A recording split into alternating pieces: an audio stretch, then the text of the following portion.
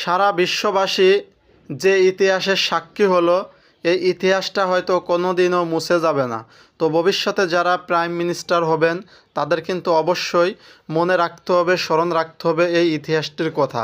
বিশেষ করে প্রতিটা ঘরেই কিন্তু স্টুডেন্ট রয়েছে।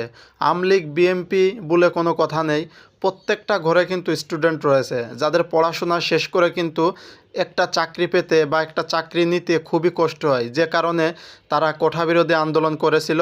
কোঠাতে নয়, মেধার তালিকায় যেন চাকরি হয়। আজকে সেই কোঠা বিরোধীকে কেন্দ্র করে আজকের এই পরিস্থিতি, আজকের এই ইতিহাস, আজকের এই কিন্তু শেষ পরিণতি দেখতে হচ্ছে।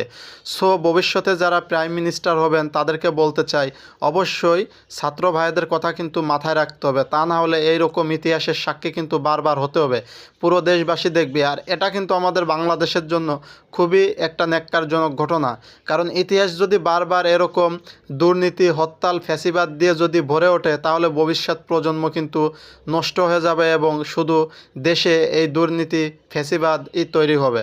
যারা দিন আনে দিন খায়, তো তাদের এক ধরনের পেটে লাথি মারা হচ্ছে, কারণ শহর অঞ্চলে যদি হরতাল, মারামারি এগুলো লেগেই থাকে তারা কিন্তু কাজ করে খেতে পারবে না। সো কিছু মধ্যমপন্থী লোক রয়েছে যারা কিনা সব ধরনের সুবিধা ভোগ করে, কেউ ভেঙে চলে যায় আর কেউ সেগুলো নিয়ে যায়। এটা আমরা কখনোই আশা করি না। তো ভবিষ্যৎ